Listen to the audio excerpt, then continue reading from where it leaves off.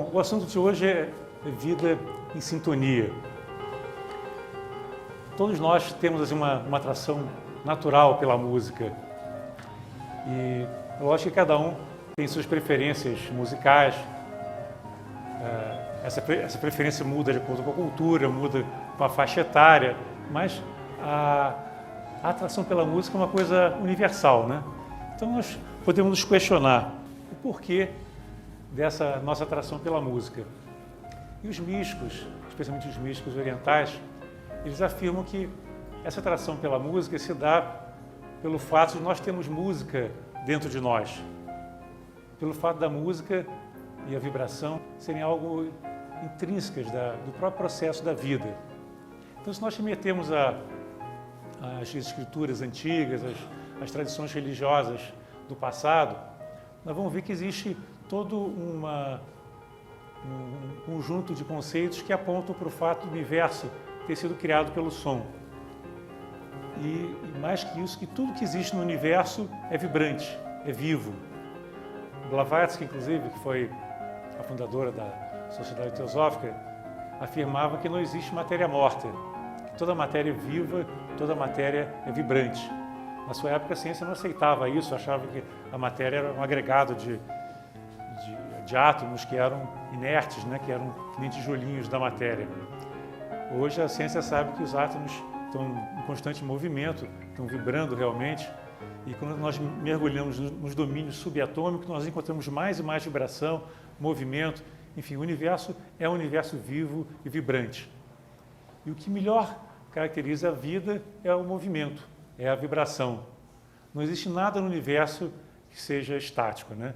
Às vezes nós temos uma falsa imagem, por exemplo, que essa mesa aqui é algo estático, inerte, né?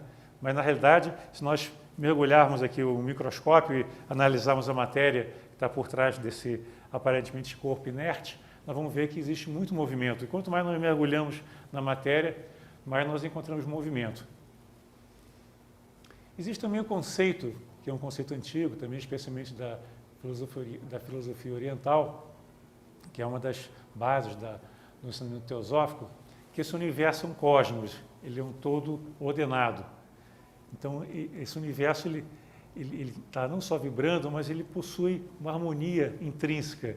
Ele foi criado, né, pela ideação cósmica, pela vontade divina, não por um Deus barbudo, extracósmico, mas ele diz assim, uma emanação, uma manifestação do divino nesse mundo que é sensório, esse mundo que nós podemos perceber pelos 5 sentidos.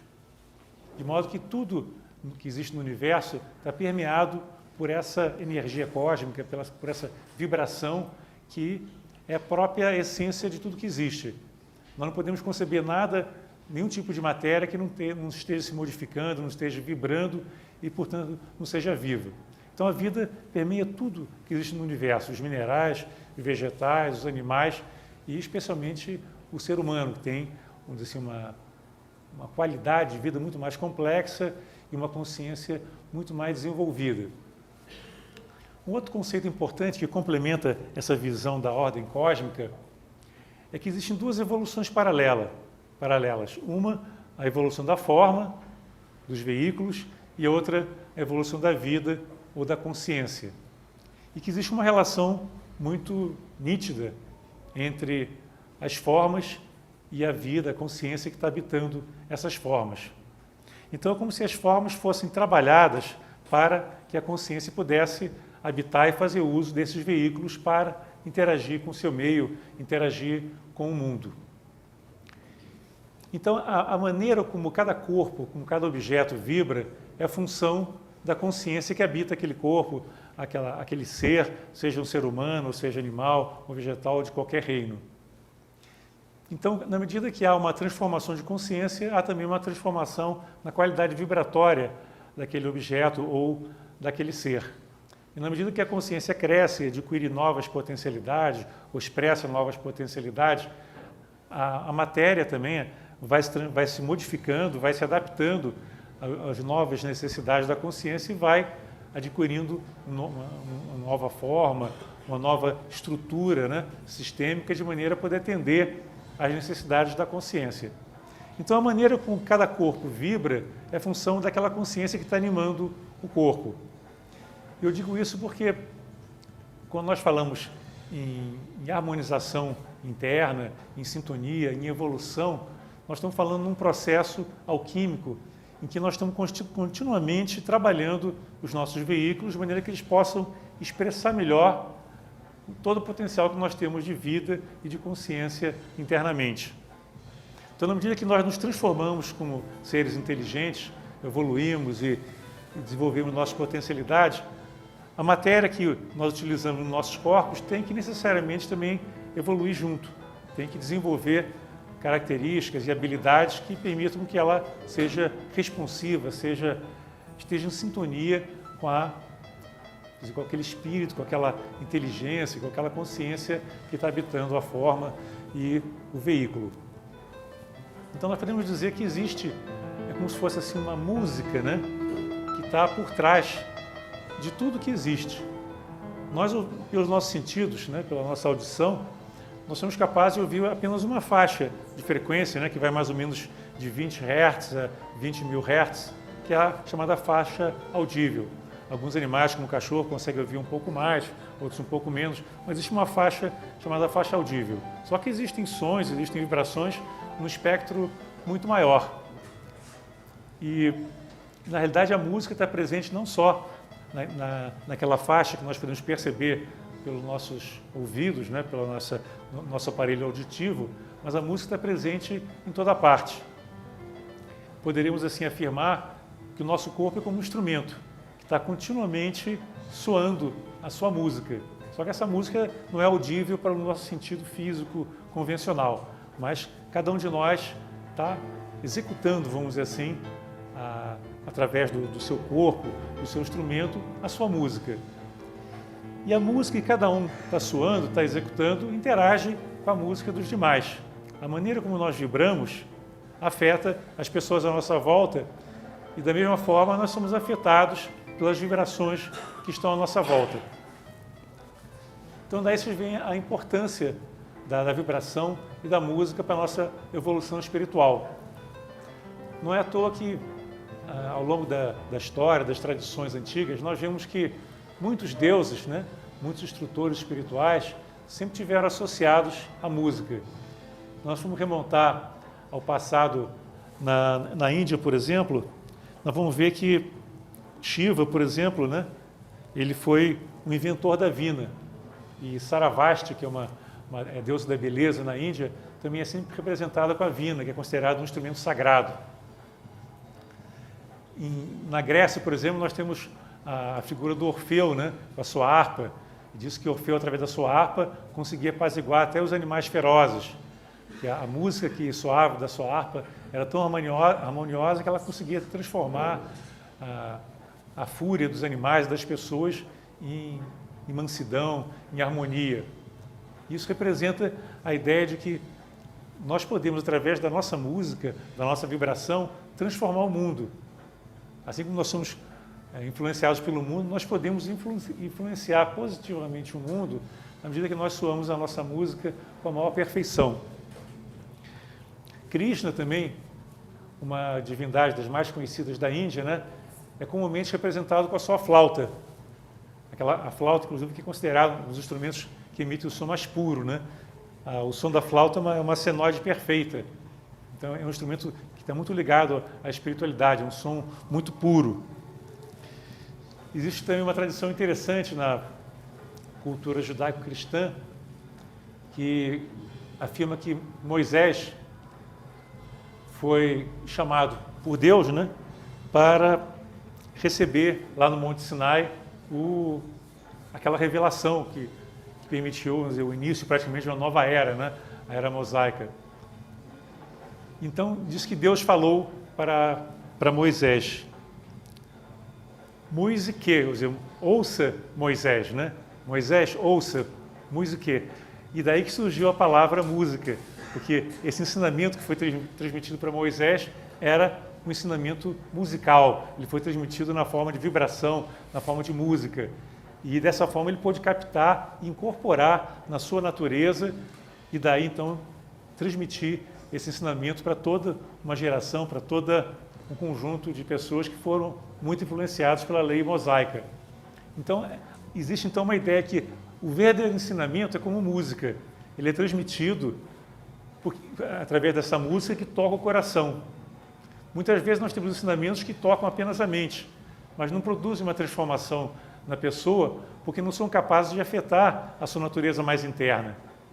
Então, o ensinamento dos grandes seres, e essa é a razão que eles são sempre representados com instrumentos musicais, é que esses grandes seres eles tocavam uma música, eles exalavam da sua natureza uma vibração tão poderosa que era capaz de tocar os corações dos homens e transformá-los, né? É lógico que essa transformação só era possível se a pessoa tivesse receptiva. Uma pessoa que está vibrando no nível muito baixo, uma pessoa muito materialista, uma pessoa que não desenvolveu ainda o seu potencial espiritual, ela pode estar diante de um grande ser, de um grande instrutor, mas ela não vai nem perceber, porque ela não consegue captar nada, ela não está receptiva, não está em sintonia com aquele grande ser. Então, existe um princípio que diz, é necessário que o discípulo se eleve até um nível compatível com a vibração do mestre para que ele possa receber os seus ensinamentos e possa, então, transformar esses ensinamentos numa vivência. Porque qualquer ensinamento não tem nenhum valor enquanto ele é meramente uma palavra, é meramente um ensinamento intelectual. Ele só se torna um ensinamento vivo, que causa uma transformação, um impacto real na vida da pessoa, se ele for sentido, se ele for captado pelo coração. Por isso que o Blavatsky falava que existem duas sabedorias. A sabedoria do intelecto, que é a sabedoria que é tipicamente aprendida nas universidades, é a erudição, a sabedoria intelectual, e a sabedoria do coração, que é aquela sabedoria que transforma.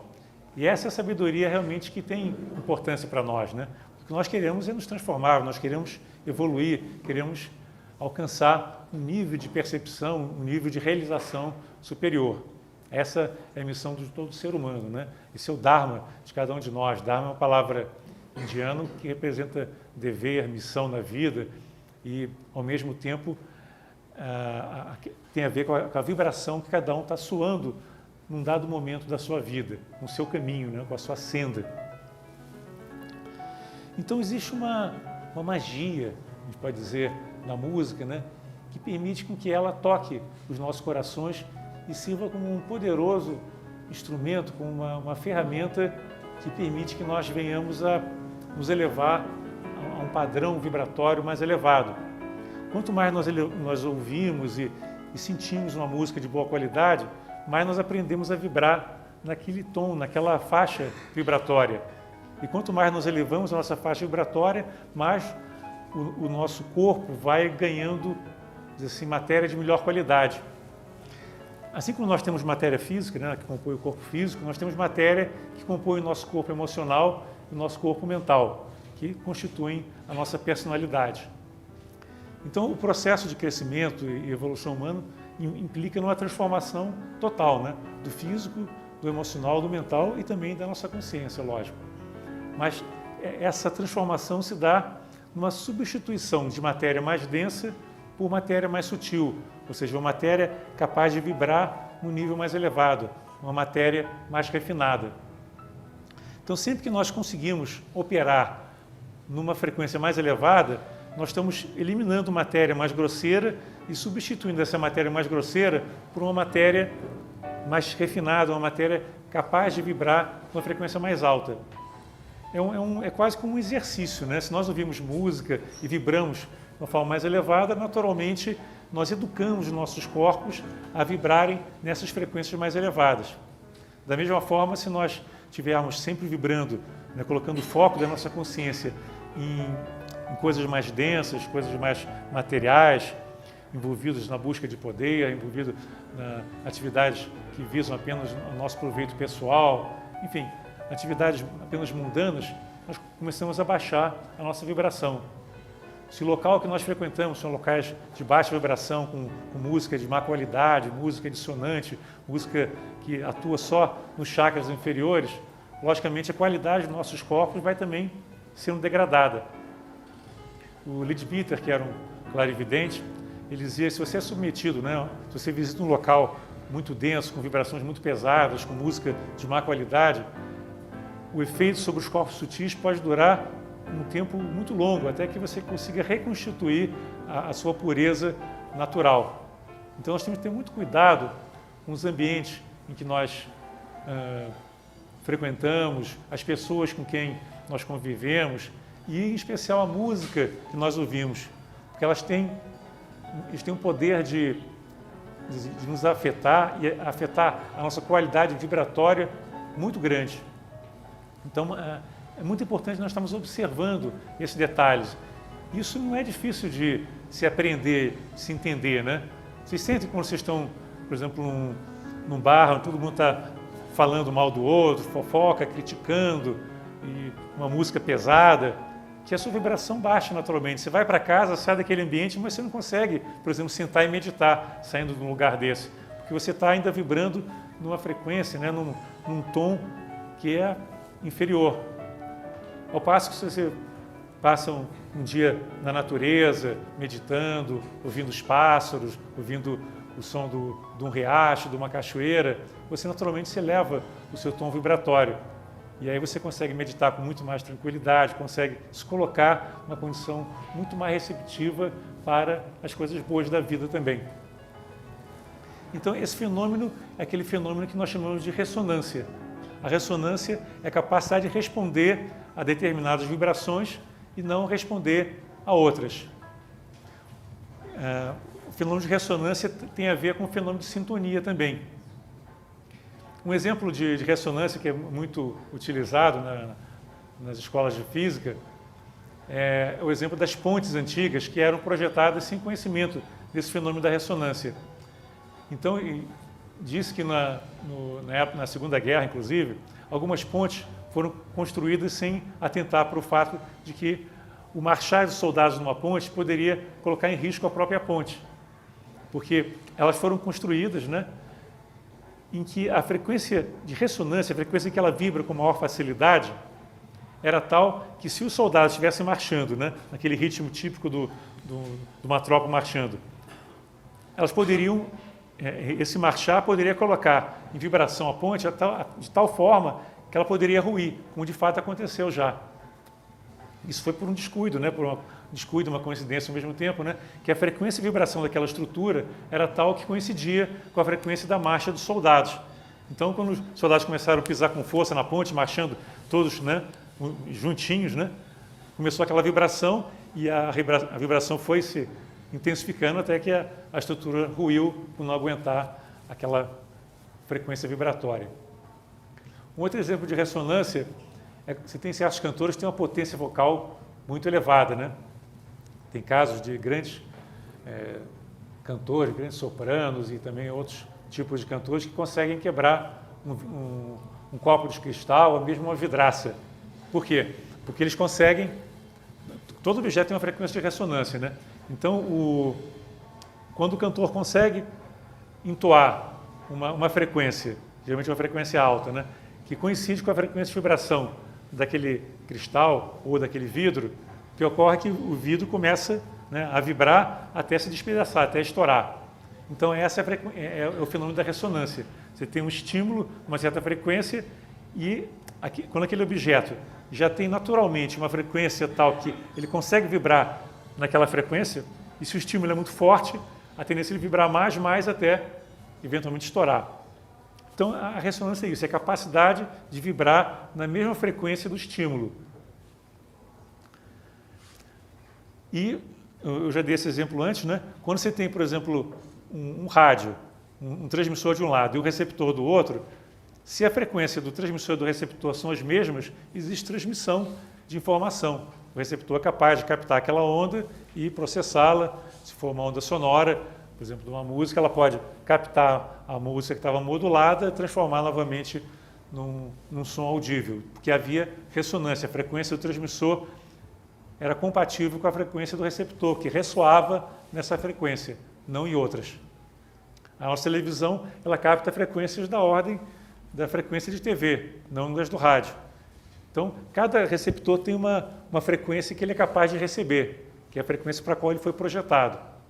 Então nós também temos um aparelho receptor também. Nós captamos frequências na faixa visível, que são as frequências luminosas, né, que permitem a visualização do universo, né? Nós captamos os sons que vêm através do nosso aparelho auditivo, que tem uma faixa de frequência que nós reconhecemos, e captamos também vibrações químicas, né, do paladar, do olfato, pelo tato também nós captamos vibrações. Mas isso é um espectro muito pequeno em relação ao espectro imenso que existe de vibrações no universo. Nós não vemos as vibrações, por exemplo, na faixa de raio-x, nós não somos super-homem, né? Diz que o super-homem consegue ver o raio-x. Nós não vemos as ondas de rádio, nem de TV que estão passando por aqui o tempo todo, né? Mas se você ligar um rádio, você consegue captar. Então, nós captamos apenas uma faixa dessas vibrações que estão no ar. Mas nós estamos sempre interagindo com o mundo à nossa volta dentro dessa faixa que nós somos capazes de receber. E os nossos corpos sutis também têm faixas vibratórias que eles respondem. E essas faixas vibratórias dependem justamente da qualidade da matéria que nós temos. Quer dizer, o vidro ele vibra naquela frequência que o cantor pode até cantar e fazer explodir, né? Nós temos as nossas faixas vibratórias que nós respondemos também. Então, uma pessoa muito espiritualizada, ele é capaz de vibrar numa faixa muito elevada. Então, ele é capaz de perceber algumas coisas que nós não percebemos, que os seres comuns não podem perceber. Os clarividentes já desenvolveram, por exemplo, a visão no plano astral, no plano mental, e já tem uma visão que nós não temos ainda desenvolvida, nós temos em potencial apenas. Então, eles conseguem perceber vibrações de uma outra categoria que nós não percebemos. Então, tudo isso aí são receptores que nós temos em estado de maior ou menor desenvolvimento que podem ser desenvolvidos eventualmente. Mas a lei geral é que nós respondemos para aquilo que nós estamos habituados e programados para receber. E que através da educação nós podemos mudar essa nossa programação de recepção. E esse é o processo do desenvolvimento espiritual, é você trabalhar os seus veículos e em paralelo, trabalhar a sua consciência, de maneira a você poder sintonizar níveis vibratórios cada vez mais elevados. Você substituir aquilo que é inferior pelo superior.